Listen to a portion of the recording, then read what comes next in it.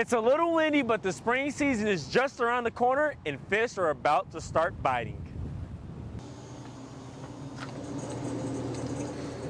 Red Bull gives you wings, but it might be giving you a cardiovascular disease. I'm here at College Boulevard just outside of Northwestern's campus where construction is underway into the sewer drainage system. There's a new food option at Northwestern, and you'll be surprised at what it offers.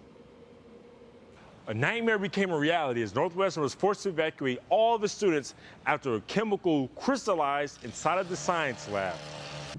I got a chance to speak to Northwestern's Director of Marketing and University Relations, Kelsey Martin, and the Department Chair of Natural Science, Jennifer Sadler, on the incident.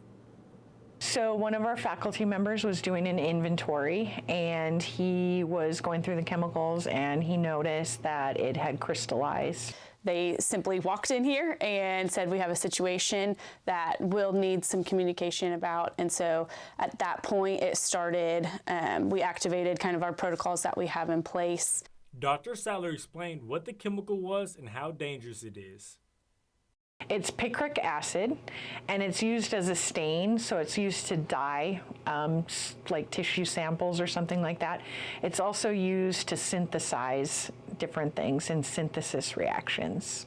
When it becomes especially dangerous is when it crystallizes, and that's when we wanted to catch it and dispose of it properly. What we had in place really worked well. Our main priorities were to evacuate and to contain at that point. Honestly, I think it was handled very well. There were many entities, especially local partners in our community, that came together to help us assess the situation and kind of give us direction in the situation. Students were welcomed back to class the next day. Classes resumed and there hasn't been any evidence of the chemical picric acid. The Rialto Theater is a historic landmark here in Alva. The Jones family has left an everlasting impact on the Alva community since 1949 by its founder, Homer C. Jones. That was my grandfather. He came from Sherman, Texas in the late 20s. They sent him to Alva to run a theater. And I guess he fell in love with it, decided to buy his own. At one point had 3 theaters, which he called the 3 R's of entertainment in Alva, which was the Rialto, the Ritz, and the Ranger. I always hear stories from people that grew up with my dad or when they lived in Alva their whole life that he was kind of mean. And he was always like, he'd come in the theater, if you had your feet on the seat, he would whack you with a stick, like he'd hit your shins, or be like, hey man, get your feet off the seats, quit doing that. He was the one that was generally out at the drive-in, keeping an eye on it, making sure that the cars didn't have 9 guys in the trunk of it on cheap night. The guys would stuff 3 or 4 guys in the trunk and slip them in, and every once in a while, Homer would check the trunk and make real sure that So my dad basically, started taking it over from him, and he kind of built it what it is today. I would come down with my dad on the weekends and we'd sell tickets out in the booth and I'd sit out there with them, or my mom would always sell tickets at the drive-in, so I was always at the ticket booth there. He's still around. I mean, he loves coming in every day, and I see him every day and we talk about things, and he's always throwing suggestions at me. It's a good relationship. Not many people have that, where you get to work with your dad or you get to see your parents every day. So people feel safe enough and comfortable enough with us that they know that they trust us to, you can just drop your kid off and go to a movie. So I moved here in the early 70s. My main memory is dropping my kids off down here for them to go to the movie.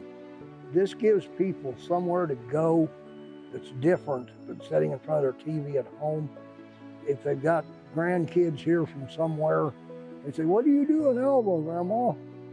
Well, we go to the show somewhere. At the time, like when I was growing up, I was like, I ain't gonna do this. I'm gonna get out of Alva, I'm gonna do something else. But, you kind of grow to love it, and you don't want something that your grandparents and your dad built, and you kind of want that to keep going. And I don't want to pressure him into that. I think I want him to do what he wants to do. I mean, he's a pretty creative kid, and he's a good kid, and I don't know, maybe Peyton would want to do it. I don't know.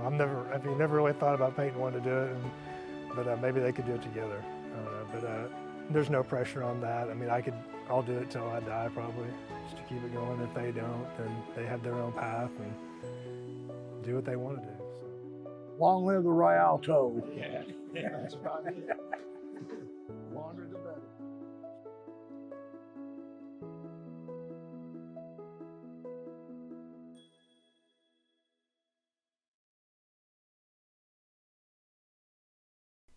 Several projects have been going on over campus. One of the main ones that you may have noticed is the outdoor classroom. We visited with Vice President Dr. Pecky on the latest. Well, the outdoor classroom started from an idea by President Cunningham when she was still Northwestern's president to tear down the old power plant building, which was a building that was fairly obsolete and was used for storage. So we demoed that building several years ago, and then we raised some private funds, and then we used some university capital funds to build the project that was just completed last week. The idea originated from wanting to have a space where impromptu things could happen, like if somebody wanted to sit on the steps and study, or if we wanted to have some kind of outdoor forum or some public space for people to speak. Dr. Pecky says the university plans to make improvements on the auditorium for their next project. Our next project that we're looking at will be some updates to our auditorium in Harrod Hall. We're looking at getting new floor carpet, looking at new seating, doing some renovations to the walls and to the ceiling in that space.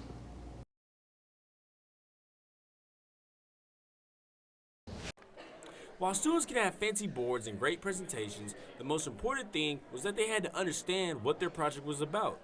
Ethan Todd, a senior from the Northwest Technology Center, Fairview, Oklahoma, checked all the boxes with his project. So my project's about finding a way to remediate old waste tires. There's currently 4 billion on the planet, and there's only so many things we can do, so trying to find a new solution to get rid of them. Ethan's project was exceptional, but that didn't scare the middle schoolers. Owen Bellamy, a 7th grader from Burlington Middle School, wasn't afraid of the high schoolers and actually felt like he learned something from them. I think that it gives you a chance to learn from them and how to see what they're doing. While some of their kids did their project by themselves, 2 8th grade females from Visay Middle School decided to work together. The 2 of them combined their skills in coming up with an idea for their project that they felt like was important to athletes. Our study is important because lots of athletes would like to know who gets injured more, single sport athletes or multi-sport athletes. So we thought that doing our project would definitely help people understand. Well, my hypothesis was that we thought that multi-sport athletes were gonna get injured, and I feel like anybody would think that, but we found out that single sport athletes are more prone to being injured. Overall, the science fair was a success, and many of the students felt like they learned something. No matter it was the middle schoolers learning from the high schoolers or the high schoolers learning from the middle schoolers. America runs on scientists and engineers, and it's safe to say the future is in great hands.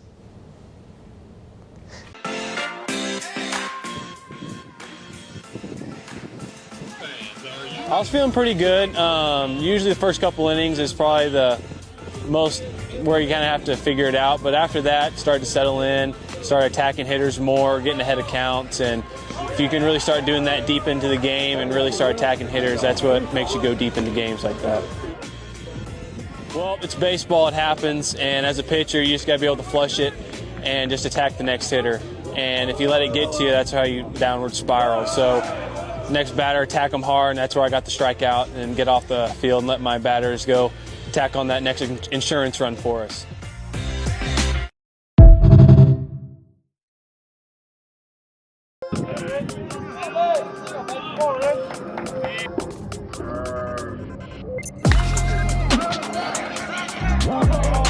You know, I got ahead in the count. I saw the hanging breaking ball up, and I just took a good swing at it.